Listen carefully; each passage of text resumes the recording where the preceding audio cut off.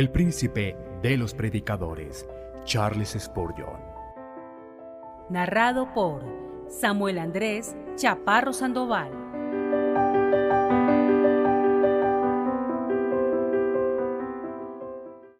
Animen a su ministro. Sermón predicado la mañana del domingo 18 de octubre 1863 por Charles Haddon Spurgeon en la capilla de Cornwall Road, Bayswater, Inglaterra. Anímale. Deuteronomio capítulo 1 versículo 38. Moisés no pudo introducir al pueblo en la tierra prometida. Tampoco la ley puede llevar a alguien al cielo. La ley puede sacar a un hombre del Egipto de su pecado y puede conducirlo al desierto de la convicción. Allí le suministra alimento y lo nutre con algún pequeño consuelo, pero la ley nunca puede dar reposo al espíritu. Moisés no puede introducir nunca al Israel de Dios en Canaán.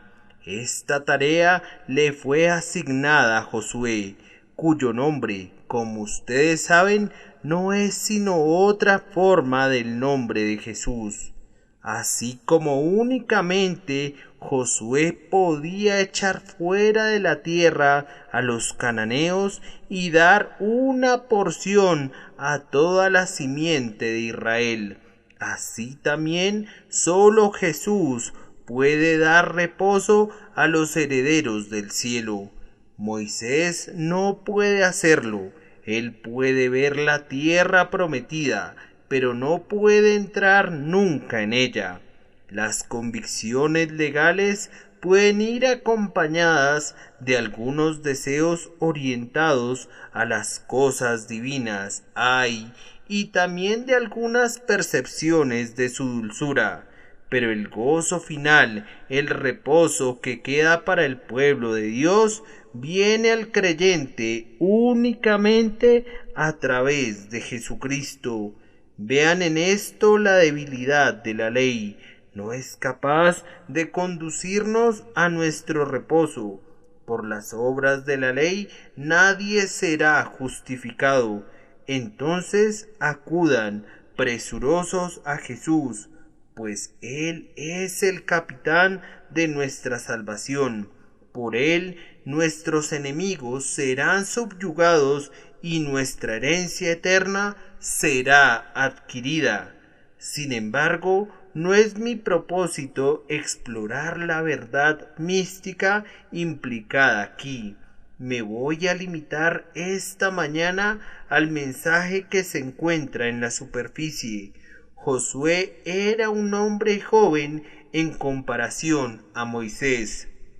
Estaba a punto de asumir la onerosa tarea de comandar a un gran grupo. Además, tenía la difícil empresa de conducir a ese pueblo a la tierra prometida y de echar fuera las naciones que la poseían. Por tanto, el Señor le ordenó a Moisés que lo animara para que frente a la perspectiva de una gran tarea no desfalleciera. Yo pienso que nos enseña que Dios, nuestro Dios, es benignamente considerado con sus siervos y quiere que estén provistos de gran valor para las empresas difíciles. Él no envía a sus siervos como un tirano enviaría a un soldado a alguna misión para la cual no esté capacitado, ni retiene posteriormente su socorro, olvidándose de los apuros a los que pudieran verse sometidos, sino que es muy cuidadoso de sus siervos y no permitirá que ni uno solo se pierda. Él los valora como la niña de sus ojos, los guarda en todo momento y los defiende de todos los peligros. ¿Por qué hace esto? El Señor nuestro Dios tiene sólidas razones para ser muy considerado con sus siervos. ¿Acaso no son sus hijos? ¿Acaso no es Él su Padre? ¿acaso no los ama? Si todos los amores humanos pudieran juntarse, difícilmente formarían una gota en una cubeta, comparados con el océano de amor que Dios el Padre siente por sus hijos. Todos los amores de las madres, todos los amores de los amigos, de los hermanos y de las hermanas, de esposos y esposas, si fueran apilados, serían como una topera comparados con la imponente montaña del amor divino que Dios el Padre siente hacia sus elegidos. Nosotros somos tan amados por Dios y no hay otra figura que exprese toda la longitud y la anchura de ese amor como lo es su unigénito Hijo Jesucristo, tan amado, tan muy amado, que no puede ser más amado por Dios. El amor con que ama a su Hijo es el que me prodiga a mí. Como el Padre me ha amado, así también yo os he amado, dijo Cristo. Ahora, nadie de nosotros enviaría a su Hijo con la responsabilidad de una empresa difícil sin que nos quedáramos ansiosos por su bienestar. No podríamos sobre un hijo una prueba que sobrepasara sus fuerzas, sin que garantizáramos al mismo tiempo que estaremos a su lado para proporcionarle la fortaleza necesaria para enfrentar el día. Además, el honor del Padre mismo está involucrado en todo lo que hacen. Si algún siervo de Dios cayera, entonces el nombre de Dios es despreciado. Las hijas de los filisteos se alegrarán, y los habitantes de Crón triunfan. Ajá, ajá, dicen, ea, alma nuestra, los siervos de Dios son puestos en fuga. Jehová no fue capaz de darles la victoria. Ellos confiaron en él y fueron avergonzados. Se apoyaron en él y cayeron a tierra. No piensen que el Padre Celestial permitirá jamás que se diga eso. ¿Acaso enviará alguna vez a sus hijos para permitir luego que caigan en manos del adversario? Él es demasiado celoso de su grandioso nombre. Su honra está demasiado involucrada para permitir eso. Ustedes que son débiles, a quienes Dios ha ordenado hacer algo o sufrir por causa de su nombre, tengan la seguridad de que Él tiene el ojo puesto en ustedes ahora. No puede abandonarlos a menos que cese de ser Dios sobre todas las cosas, bendito por los siglos. No puede olvidarlos, pues su corazón de amor no cambia nunca, y la relación que tiene con ustedes no puede ser disuelta nunca. Amados, Dios el Padre cuida de sus hijos porque son sus hijos y porque su honra está en juego en ellos. Cuán dulce es el pensamiento de que si yo fallo, Dios falla, y si yo tengo éxito, puesto que soy el siervo enviado por Dios, Dios recibe toda la honra. Si yo me apoyara en Él y fallara, entonces en esa misma medida el propósito de Dios no sería cumplido, ni la promesa de Dios sería guardada, ni la naturaleza de Dios sería glorificada. Oh, ¿cuándo te puedes apoyar en el nombre, en el renombre, en el propio carácter de Dios? ¿Cuándo puedes decir como dijo Moisés en la cumbre del monte? ¿Qué harás tú a tu grande nombre? ¿Cuándo puedes argumentar como lo hizo Lutero? Señor, esta no es una contienda mía, sino tuya. Tú sabes que me pusiste a hablar contra tus enemigos, y si ahora me dejas, ¿dónde está tu verdad? Cuando puedes argumentar con Dios de esta manera, seguramente Él te dará el socorro. Cuando tu causa sea la causa de Dios, no puedes fallar. Y no solo el Divino Padre está involucrado, ¿no está también involucrado el Hijo de Dios en el bienestar de sus hermanos? Él los ganó por su propia sangre. Un hombre valora en gran medida lo que ha comprado a un alto precio. Si no lo hiciera, equivaldría a que confesara que pagó una suma demasiado costosa por lo que compró. Por precio fuisteis comprado, un precio que fue lo suficientemente tremendo. El Rey de Gloria dio la sangre de su corazón para redimir a unos pobres gusanos como nosotros, aunque nunca confesara que dio demasiado por nosotros. Por amor, Él estimará la compra equivalente al precio que pagó. El amor y el precio son ambos infinitos. Cuando mira a cada una de las personas pertenecientes a su pueblo, dice: allí está mi compra, y la valora, no tanto por lo que valga intrínsecamente, sino porque ve las gotas de su propia sangre sobre esa persona. Allí está, dice él, el fruto de la aflicción de mi alma. Allí está la satisfacción divina que mi Padre me da por los sufrimientos que soporté. ¿Piensas tú que valorando él de esta manera a sus siervos los dejaría sin su ayuda? No puede ser. Además, nuestro bendito Señor ha pasado precisamente a través de esas mismas tribulaciones a las que llama a su pueblo, porque no tenemos un sumo sacerdote que no pueda compadecerse de nuestras debilidades, sino uno que fue tentado en todo según nuestra semejanza, pero sin pecado. La espina que hirió tu pie perforó su talón antes de que te tocara a ti.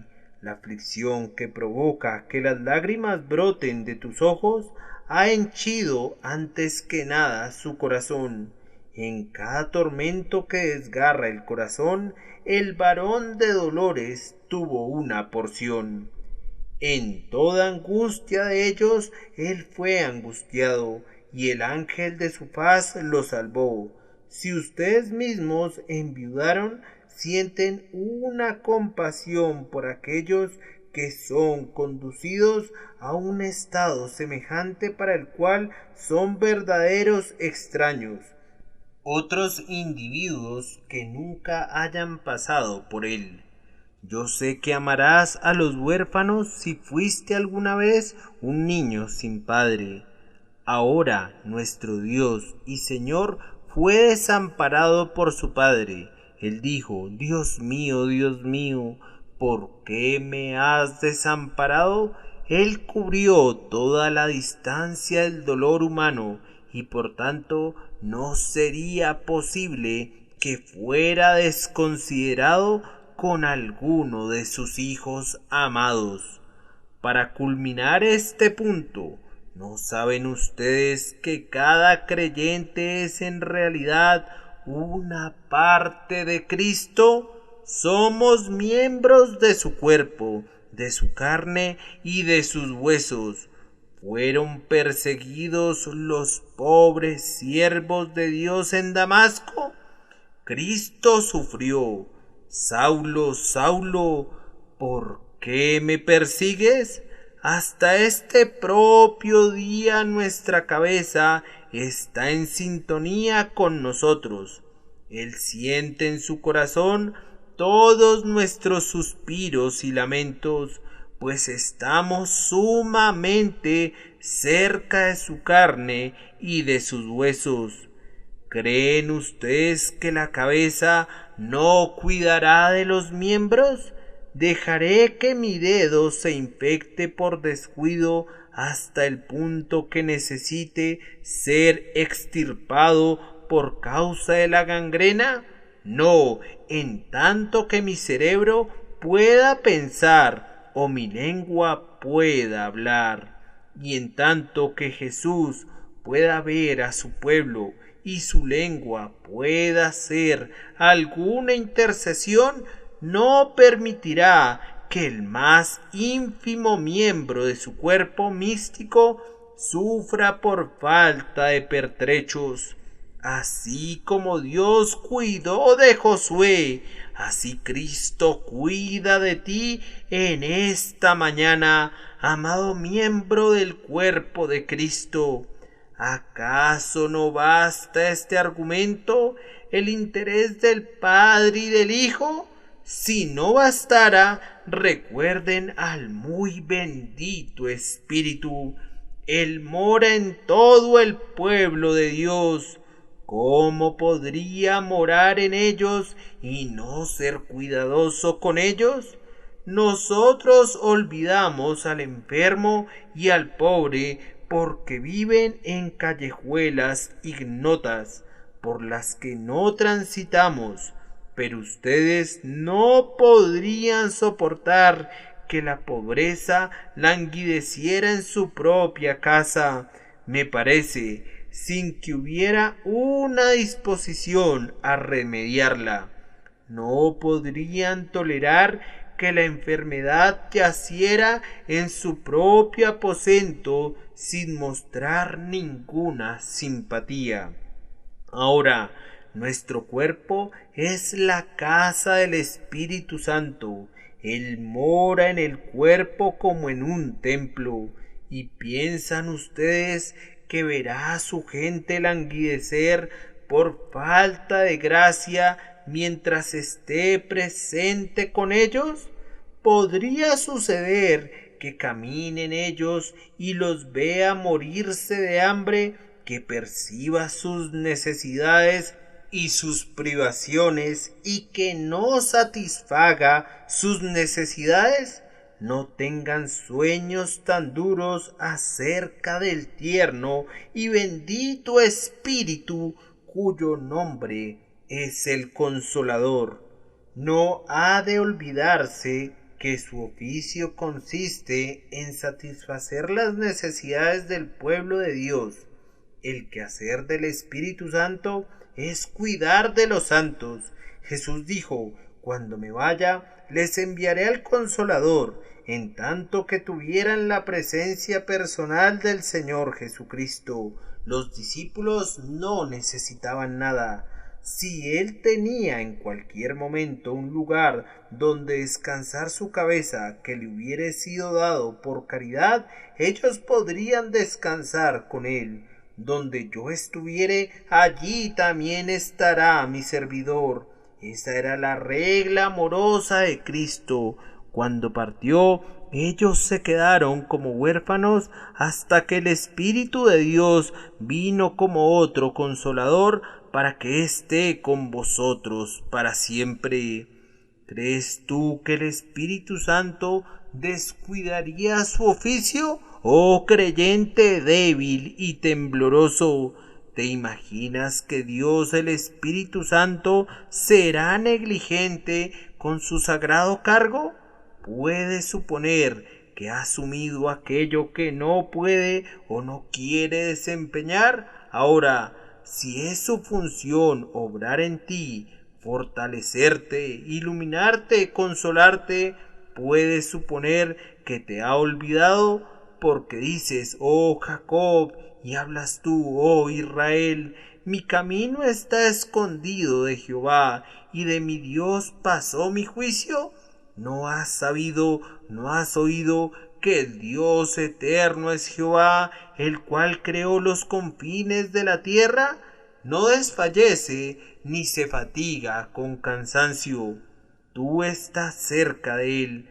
Ahora sus ojos están sobre ti. De la misma manera que un padre se apiada de sus hijos, así el Señor se apiada de ti. y de la manera que una madre acaricia al bebé que amamanta, así el Señor te ama a ti. Las entrañas de su amor suspiran por ti, se apiadan de tus sufrimientos y están listas para ayudarte en tus calamidades. Confía en Él y Él te animará en verdad, y una vez que tus temores sean transformados en fe, triunfarás sobre todo enemigo y verás el cumplimiento de cada promesa. Observen bien cuán lejos se extiende la tierna consideración de Dios por sus siervos. No solamente considera su estado externo y los intereses absolutos de su condición, sino que recuerda sus espíritus y le agrada verlos con buen ánimo. Algunas personas piensan que es algo sin importancia que un creyente esté lleno de dudas y temores, pero yo no lo creo así. Yo percibo en este texto que mi Señor no quiere que estés enredado en temores. Él quiere que estés sin ansiedad, sin dudas y sin tristeza. Él dice, anímale, tanto como si hubiera dicho a Moisés que era algo importante que su siervo Josué mantuviera su valor en alto. Mi Señor no considera con ligereza tu incredulidad como lo haces tú.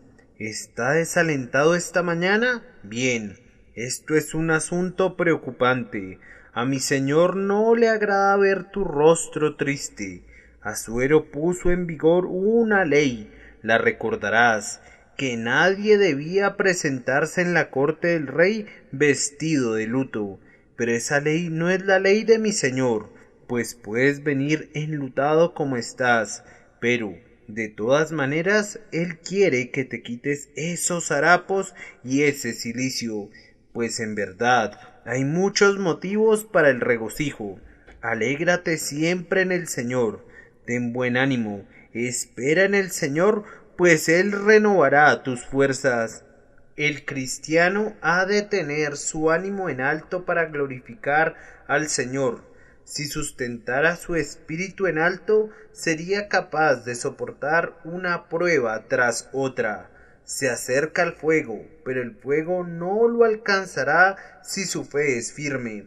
Atraviesa ríos, pero las aguas nunca lo anegarán mientras pueda mirar a su Dios. Los cánticos más dulces de los creyentes son aquellos que cantan en la noche. El pueblo de Dios es semejante al ruiseñor. Su mejor música se escucha cuando el sol se ha ocultado. Oh, muchas cosas dependen de que su ánimo se mantenga en alto. Si el ánimo se hunde, cualquier pequeño problema yace como un peso muerto sobre el alma. Por otro lado, si la fe es firme, toneladas de problemas se vuelven ligeros como una pluma. A menos que el ánimo del pueblo de Dios sea sostenido, deshonrarán a Dios, pensarán duras cosas de Él, y tal vez llegarán a hablar cosas duras en contra suya, y así el santo nombre de Dios no será tenido en estima.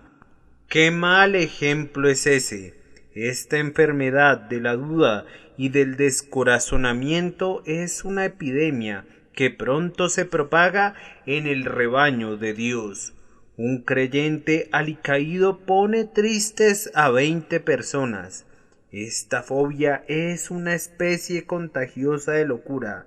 Los hombres son prontamente mordidos por ella. Si uno duda de la promesa de Dios, de inmediato una congregación entera comienza a echar espumarajos con dudas semejantes. Cuando Pablo estaba en el barco y tomó el pan y comió en medio de la tormenta, entonces toda la tripulación fue alentada. Pero si Pablo hubiera estado desanimado, entonces desde el capitán hasta el más insignificante grumete habrían experimentado gran turbación. Oh, tengan muy buen ánimo por causa de sus hermanos y hermanas en Cristo. Cuando quieran decir algo duro o amargo, guárdense de decirlo, como lo hizo David, Asaf, para no ofender en contra de la generación del pueblo de Dios. Cuando pensé para saber esto, fue duro trabajo para mí. A menos que su valor sea mantenido en alto, Satanás será demasiado para ustedes. Mi experiencia me enseña que el viejo tentador cobarde siempre viene en contra de nosotros cuando nos encontramos en nuestro peor estado. Si se enfrentara conmigo algunas veces, podría arrojarlo como tamo delante del viento, pero siempre se enfrenta conmigo cuando un ataque de bilis o algún problema doméstico o alguna mala noticia proveniente del campo obstaculizan mi alegría. Entonces, con toda seguridad, en alguna vereda oscura y estrecha está plantado el archienemigo, con su espada desenvainada, y jura que verterá la sangre de mi alma.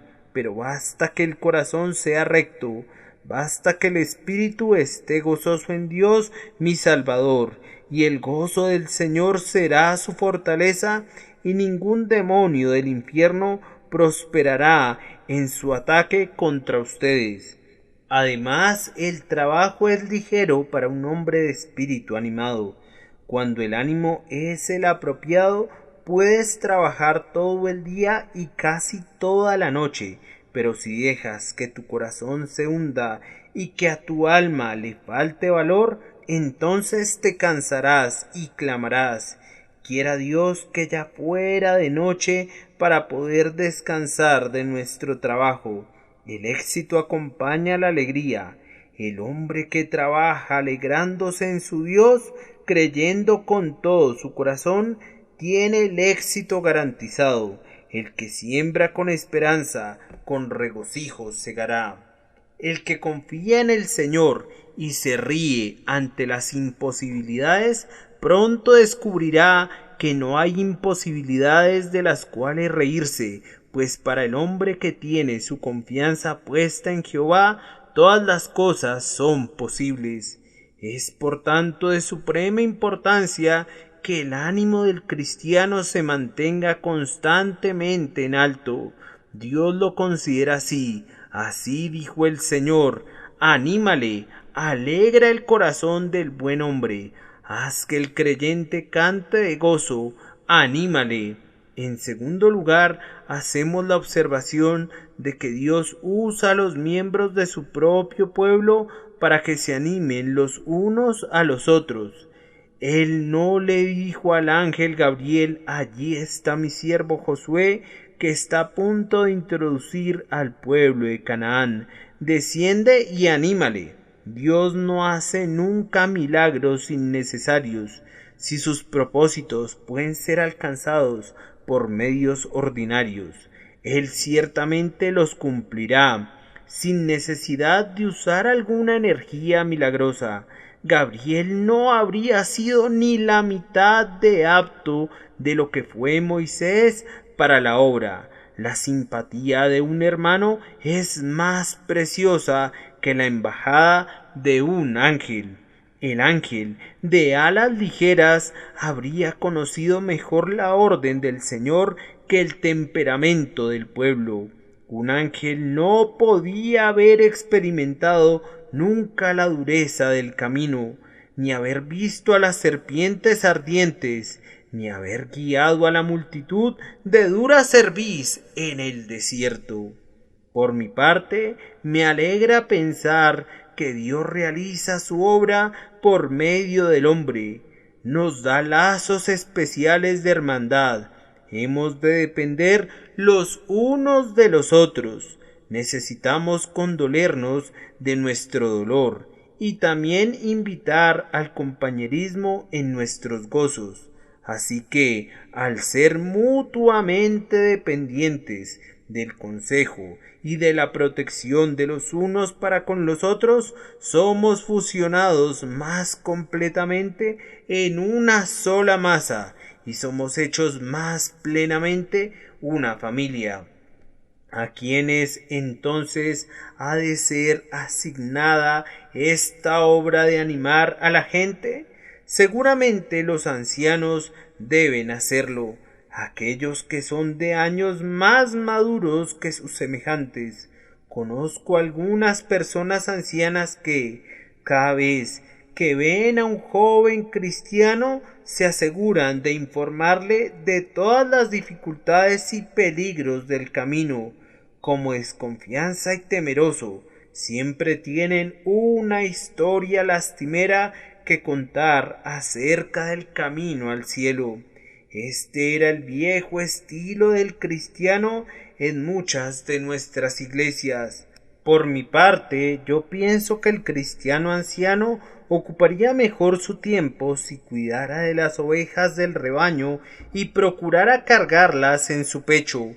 Háblale animadamente al buscador joven y ansioso, tratando de quitar amorosamente de su camino las piedras de tropiezo. Cuando encuentres una chispa de gracia en el corazón, arrodíllate y sóplala para que se convierta en llama. Deja que el joven creyente descubra la rudeza del camino gradualmente. Háblale de la fortaleza que habita en Dios, de la seguridad de la promesa, de la delicia del compañerismo con Jesús, de los encantos de la comunión con Cristo. Induce al joven cristiano a proseguir, como las buenas madres enseñan a sus hijos a caminar sosteniendo un dulce por aquí y por allá algo tentador para que puedan poner sus temblorosos piecesuelos uno delante del otro hasta que por fin aprendan a caminar. Yo quisiera que cada iglesia tuviese muchos de estos hermanos y hermanas ancianos, padres y madres en Israel, que siempre que ven a un joven cristiano, toman como lema esta expresión: anímale. No sé de nada que sea más alentador que escuchar la experiencia de un santo de cabellos grises. He encontrado mucho consuelo espiritual al sentarme a los pies de mi venerable abuelo, de más de 80 años de edad. La última vez que lo vi le dije: abuelo, supongo que has tenido muchas tribulaciones. Él me respondió: en verdad no he tenido demasiadas, y la mayoría de las que he tenido yo mismo las he provocado. ¿Y crees que Dios alguna vez abandonaría a su pueblo? No, respondió, pues si abandonara a uno de su pueblo, me habría dejado a mí. Pero Él es un Dios fiel, y yo lo he comprobado, pues he conocido su amor durante más de 70 años, y siempre me ha sido fiel. Ni una sola cosa buena de todo lo que el Señor ha prometido ha fallado. Cuando aquellos que han atravesado el valle pueden dar testimonio como este, eso cala profundo en el corazón de nosotros los jóvenes, y nos conduce a sentir que hemos encontrado algo de lo que podemos depender con seguridad. No permitas que ninguna palabra de rencilla salga de tu boca, mi anciano hermano. No dejes que se escape ni una sílaba de queja, hermana mía. Que su boca esté llena de alabanza al Señor y llena de su honra todo el día, y así ustedes animarán a los demás. No solamente los ancianos, sino los sabios de la familia deben ser consoladores. No todos los creyentes tienen el mismo conocimiento. Algunos tienen una rápida comprensión de los caminos del Señor, adquieren prontamente un conocimiento doctrinal, y el conocimiento práctico les viene con una luz más resplandeciente que como les llega a otros intelectos menos agudos. Hay miembros en nuestras iglesias que nunca llegarán a ser doctores en teología, aunque sabes muy bien que son pecadores y que Cristo los salva, y por esto su aceptación está garantizada. Si ustedes les hablaran acerca de los misterios del Evangelio, pronto se sumergen en profundidades donde pierden pie, pues no han aprendido a nadar. Tal vez nunca serán capaces de entender, o al menos de apreciar la doctrina de la elección. Ahora, los hombres más sabios no han de guardar su conocimiento para ellos mismos, pues sobre todo no deberían usarlo para criticar. Sé de hombres que llevan su conocimiento como una espada. Ellos escuchan el sermón y cuando se encuentran con algún amigo que se benefició algo con el sermón, ellos cavilan, afirman: «Oh, el primer punto o el tercero no me parecieron muy válidos». Se asegurarán de tener algo que decir que arranque el pan de las bocas de quienes están ansiosos por alimentarse. Ellos son más conocedores que sabios. Moisés era sabio en conocimiento doctrinal. Con cuánta consumada sabiduría se dirigió a Josué: «Esfuérzate y anímate, porque tú entrarás con este pueblo a la tierra que juró Jehová a sus padres que le daría, y tú se la harás heredar. Y Jehová va delante de ti, él estará contigo, no te dejará ni te desamparará, no temas ni te intimides». Oh, tú que has escudriñado las escrituras de principio a fin y que conoces sus promesas, tú que has estado en las eras de las especias y el olor de tus vestidos es como el incienso, asegúrate de citar las promesas de Dios a los corazones temblorosos y especialmente a aquellos involucrados en la ardua tarea para el Señor. Consuélalos, repite la doctrina de la fidelidad de Dios, diles: Él estará contigo, no te dejará ni te desamparará, no temas ni te intimides. Oh, que los de sabio corazón en la familia del Señor se dedicaran a eso en todos los tiempos. No dudo tampoco que la clase más feliz de cristianos siempre haya de estar involucrada en consolar a los tristes y afligidos. Ustedes saben a quiénes me refiero. Sus ojos están siempre centelleantes. Doquiera que van, llevan consigo lámparas que brillan de animación. La luz del sol resplandece en sus rostros y viven bajo la luz de la faz de Dios. Pero contamos con algunos de rostro más sombrío, que son buenas gentes también. Siempre ven el lado oscuro de las cosas. Ahora ustedes que están felices, procuren animar a aquellos que están abatidos. Oh, queridos amigos, me temo que muchos de nosotros descuidamos este deber. Ustedes se preguntarán: ¿cómo podría desempeñarlo? Di siempre una palabra amable. Busca a aquellos que estén cansados y dales una palabra de consuelo. Incluso una sonrisa de tu rostro puede hacerles bien. No los evites porque estén tristes, sino más bien persíguelos, cázalos, no los dejes tranquilos en su nido de espinas, sino que si el Señor te ha concedido remontarte a las alturas hasta el claro éter azul, procura llevar a tu amigo contigo y elévalo por encima de las nubes. Supón que tu casa está sobre un monte y tu vecino vive abajo en el pantano. Pídele que ascienda a la colina y que se quede contigo. Tal vez tú tengas las llaves de la promesa. Entonces usa la llave y ábrele la puerta. Es posible que tú vivas en los pisos superiores donde puedes ver a la distancia y contemplar mayores porciones de la bienaventurada tierra. Invítalo a que suba de su sótano para que camine sobre el techo de tu palacio y para que escudriñe el panorama con ayuda de tu telescopio. Anímale. Que el hermano menesteroso sea animado de la misma manera por aquellos que son ricos entre ustedes. Ustedes pueden frecuentemente influir consuelo a espíritus abatidos por medio de una ayuda oportuna.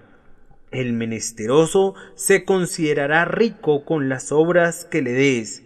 Quizá tu pobre hermano piense que lo miras con desprecio, porque estás en una mejor situación que él. Procura evitar que piense así. Si Dios te ha bendecido con una buena posición en su providencia, has de estar presto a animar a quienes son pobres y necesitados. Oh, si todas estas cosas que les he estado aconsejando fuesen puestas en práctica, qué vasta cantidad de felicidad sería creada. Nuestras iglesias serían más semejantes a una familia. No me gusta que la gente asista a un lugar de adoración como muchos témpanos de hielo que flotan por el mar y se evitan entre sí, sino que me gusta ver que todas las distinciones sean eliminadas, exceptuando las distinciones de gracia superior y aquellas que son observadas porque un hermano ha echado más al tesoro común de riquezas espirituales de la Iglesia que cualquier otro hermano. Me gusta que aquellos que temen al Señor hablen a menudo con los demás. Cuando aquellos que temen al Señor hablan a menudo en contra de los demás, es señal de que estamos entrando en un mal estado. Yo creo que esta práctica particular de animarse los unos a los otros puede restaurar en las iglesias esa santa fraternidad y ese bendito amor que una vez las distinguieron. Estoy seguro que esto los enriquecería a todos. Es a través del comercio que los países se vuelven ricos. Francia envía sus exportaciones a Inglaterra, e Inglaterra le paga con abundancia. La labor del humilde y la habilidad y el espíritu de empresa del encumbrado contribuyen a la gran nación. El intercambio de pensamientos tiende a ayudar. Un arroyo de santa riqueza fluiría a través de nuestras iglesias, si cada uno buscara al otro con miras a alentarlo santamente. Cuántas cosas buenas son estranguladas en su nacimiento. Cuántas buenas empresas son hechas pedazos en los bancos de arena antes de hacerse a la mar. Animen a esa hermana de corazón amoroso que piensa que al menos podría tomar al grupo de infantes en la escuela dominical.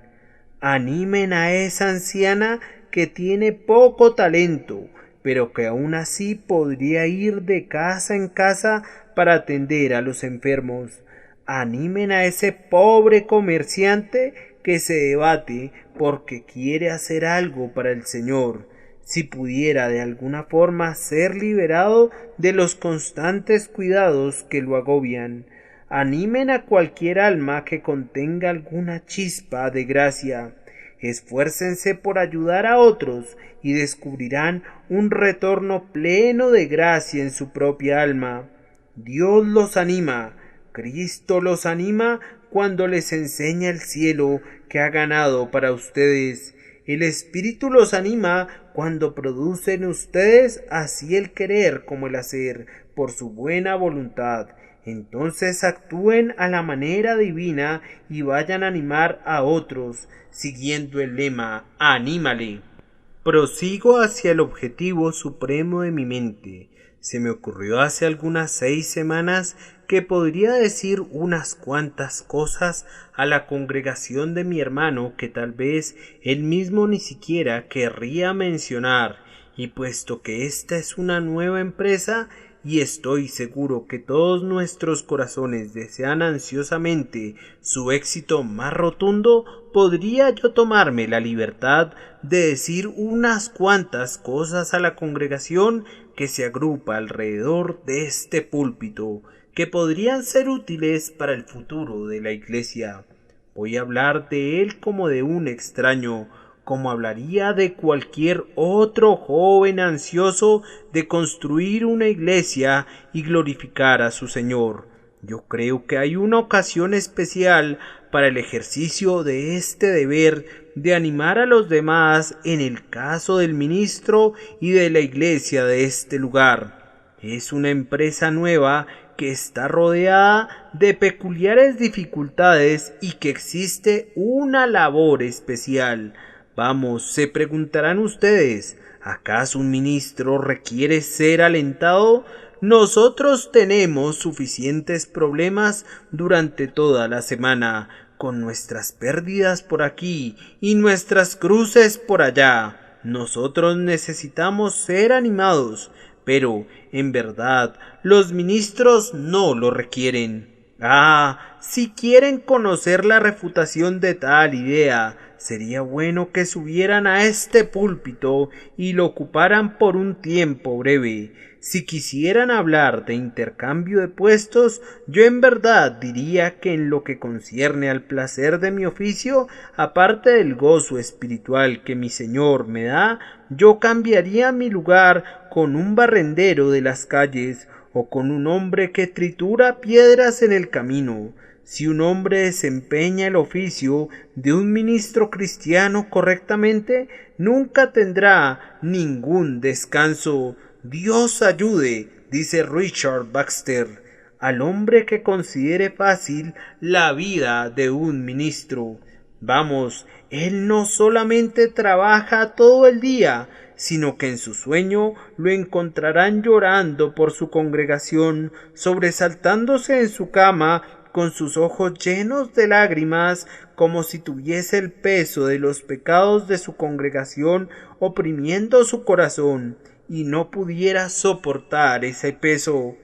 Yo no quisiera ser un hombre embarcado en el ministerio que no se sintiera tan terriblemente responsable, que si pudiese escapar del ministerio yéndose con Jonás a las profundidades del mar, lo haría alegremente, pues si un ministro es lo que debiera ser, hay tal peso de solemne preocupación, tal sonido de temblor en sus oídos, que elegiría cualquier profesión o cualquier trabajo, sin importar cuán arduo fuera, antes que el puesto de predicador.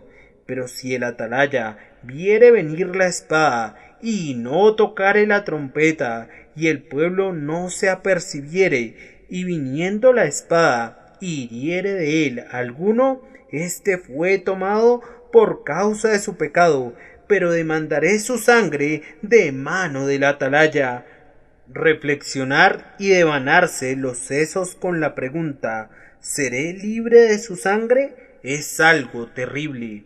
Algunas veces he pensado que debería darme un día o dos de descanso, pero confieso francamente que el descanso es muy poco descanso para mí, pues me parece oír los gritos de las almas que perecen, las lamentaciones de los espíritus que descienden al infierno, que me increpan así: predicador, ¿puedes descansar? Ministro, ¿puedes estar callado? Embajador de Jesús, ¿puedes hacer a un lado las vestiduras de tu oficio? Levántate y ponte a trabajar de nuevo.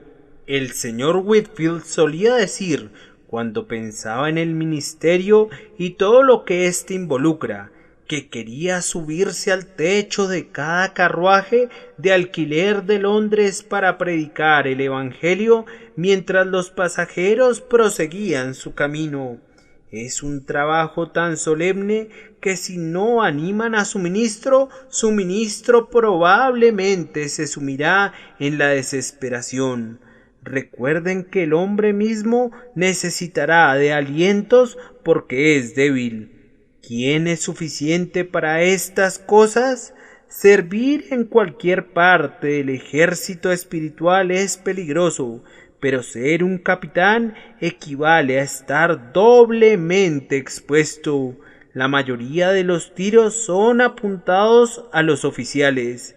Si Satanás pudiera encontrar una mácula en nuestro carácter, entonces atacaría así: «Publícalo, publícalo, publícalo».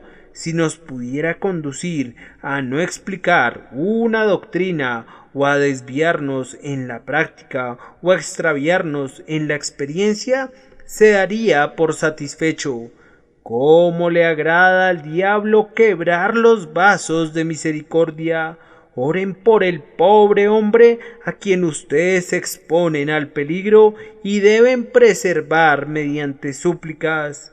Si hubiera un barco en el mar encallado y destrozado sobre las rocas, y alguien se ofreciera de voluntario para arrojar una cuerda a la tripulación que se hunde, ustedes, esperando en la costa, y me parece que estarían obligados a hacerlo, no podrían hacer otra cosa que clamar: «Oh Dios, ayúdale a llevar esa cuerda hasta el buque naufragado». Oren por el ministro y anímenlo, pues siempre habrá muchas personas que lo desanimarán. Hay siempre espíritus llenos de censura por todas partes que le recordarán cualquier falla. Él se verá afligido por aquellos cobardes que no se atreven a firmar sus nombres en una carta, sino que se la envían anónimamente. Y luego está el diablo, que en el momento en que el hombre desciende del púlpito dirá: «Ese fue un sermón muy pobre, ¿te atreverías a predicar otra vez?». Después de que haya predicado durante semanas, surgirá la sugerencia: «Tú no estás en tu esfera apropiada de labor». Hay todo tipo de descorazonamientos con lo que habrá de enfrentarse. Los cristianos profesantes se pueden rebelar. Aquellos que permanecen a menudo serán inconsistentes, y él se encontrará suspirando y llorando en su aposento, mientras ustedes tal vez den gracias a Dios porque sus almas han sido alimentadas por él. Animen a su ministro, se lo ruego, en cualquier lugar al que asistan. Anímenle por su propio bien. Un ministro descorazonado es una seria carga para la congregación. Cuando la fuente se descompone, no pueden esperar encontrar agua en ninguna de las llaves. Y si el ministro no fuese recto, equivale a una máquina de vapor en una gran fábrica. El telar de cada quien está ocioso cuando la fuerza motriz está descompuesta. Adviertan que él descansa en Dios y recibe su poder divino, y todos conocerán cada día domingo el beneficio que eso representa. Esto es lo mínimo que pueden hacer. Hay otras muchas cosas que les podrían causar gastos, esfuerzo, tiempo, pero animar a su ministro es tan fácil, es un asunto tan simple que muy bien puedo presionarlos para que lo hagan. Tal vez ustedes digan: «Bien, si es tan simple y sencillo, dinos a nosotros que esperamos quedarnos en este lugar, ¿cómo podríamos animar al ministro aquí?». Bien, pueden hacerlo de diversas maneras. Podrían animarlo mediante una constante asistencia. A propósito, mirando a mi alrededor, creo que conozco a algunas de las personas aquí presentes y sé que pertenecen a capillas vecinas. ¿Qué están haciendo aquí? ¿Por qué abandonaron a su ministro? Si yo viera venir a mi iglesia a alguien procedente de la congregación de otro hermano en el ministerio, simplemente me gustaría propinarle tal reprensión que no se olvidará nunca. ¿Por qué habrías de dejar a tu ministro?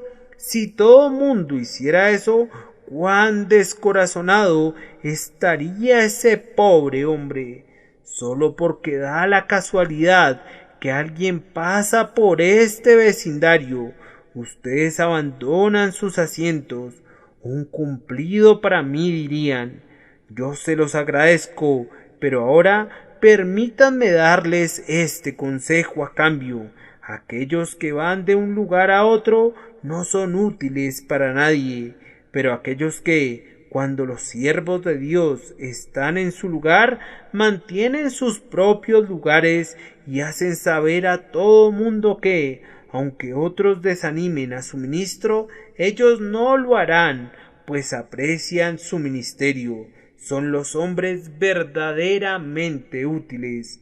Además, permítanme decirles que pueden animar a su ministro cuando están presentes en la reunión de oración. Siempre es posible detectar cómo está progresando una iglesia por las reuniones de oración. Casi podría profetizar el tipo de sermón que se predica el domingo a partir de la reunión de oración del día lunes. Si muchos asisten a la casa de Dios y son sinceros, el pastor recibirá una bendición de lo alto. No podría ser de otra manera, pues Dios abre las ventanas del cielo a la oración creyente. Nunca dejen de suplicar por su pastor en su aposento. Oh, queridos amigos, cuando mencionan el nombre de un padre y el nombre de algún hijo, mencionen también el nombre del ministro. Denle una gran porción en su corazón, y tanto en la oración privada como en la pública, anímenle.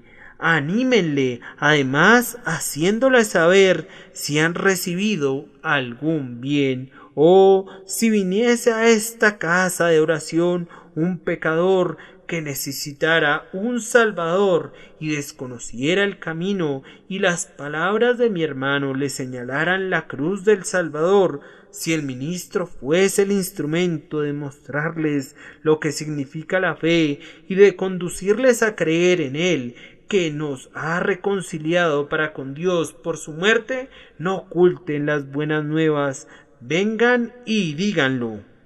La mejor forma de hacerlo es proponiéndose estar unidos en comunión con la Iglesia. Las reuniones nocturnas en nuestra Iglesia, cuando recibimos nuevos candidatos en la congregación, son las noches de cosecha en el ministerio cristiano.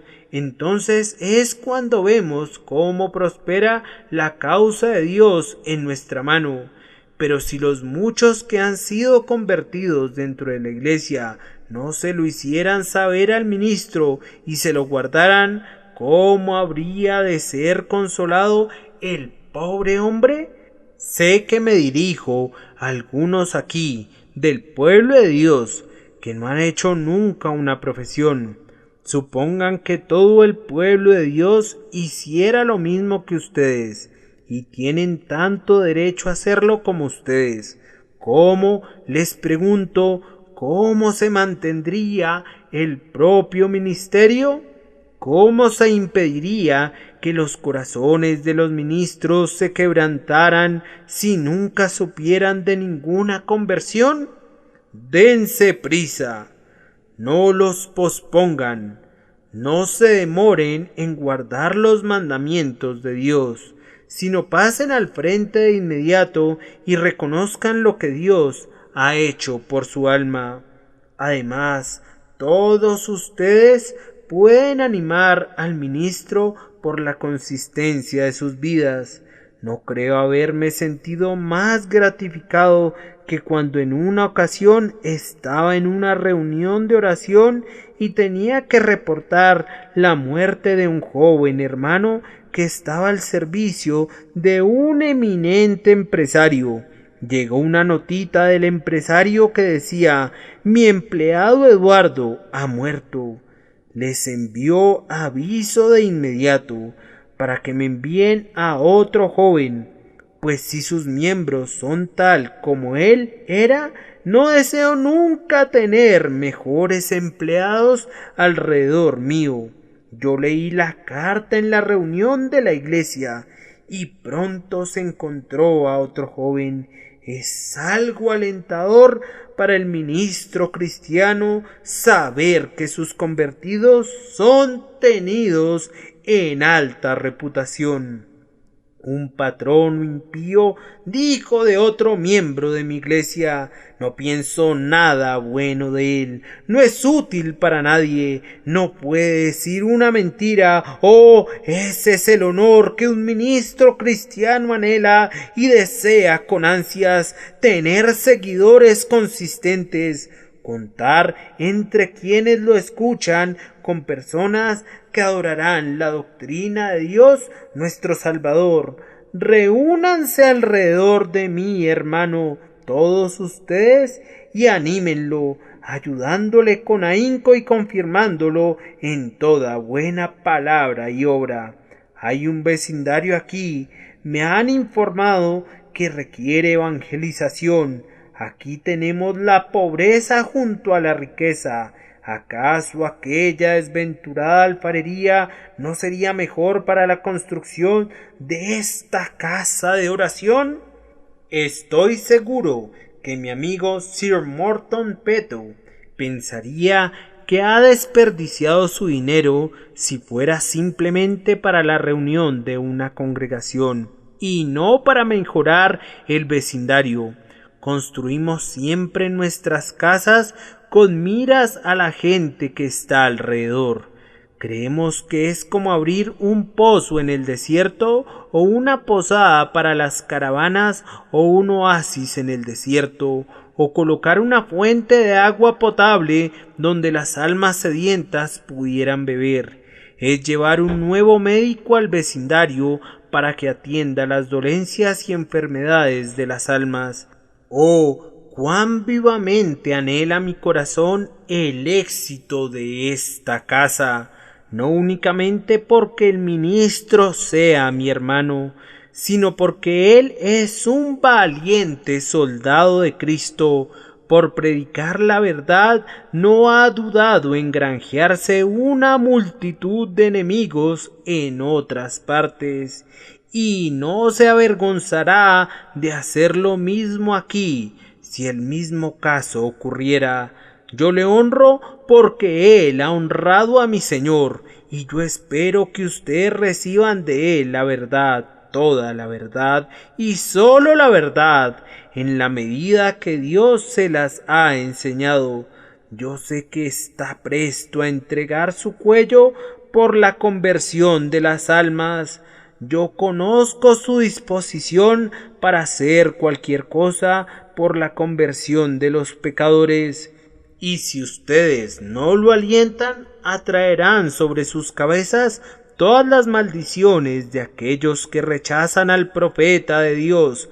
Pero si lo animan, verán a una iglesia que se reúne a su alrededor, que permanecerá después de nuestro tiempo, que será un arroyo perenne de bendición por edades venideras, hasta que Cristo mismo venga y consume el reino, reinando él mismo en persona entre los hijos de los hombres. Que el Señor conceda su bendición. Algunos de ustedes no pueden animar al ministro, no pueden animar a nadie, pues ustedes mismos no han nacido de nuevo, o si ustedes no han pasado de muerte a vida. Lo primero que puede animarlo es que comiencen a pensar acerca de su propio estado. ¿Dónde están? ¿Qué son? ¿Están sin Dios, sin Cristo, sin salvación? Estarán sin vida y sin el cielo, encerrados en el abismo para siempre, a menos que se arrepientan.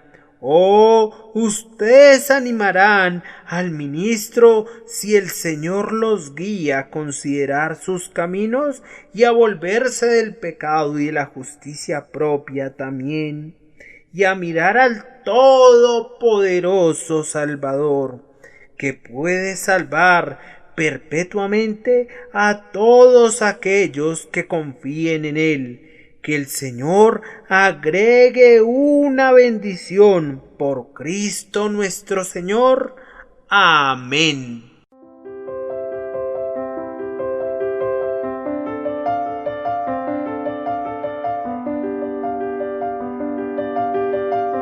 El príncipe de los predicadores, Charles Spurgeon. Narrado por Samuel Andrés Chaparro Sandoval.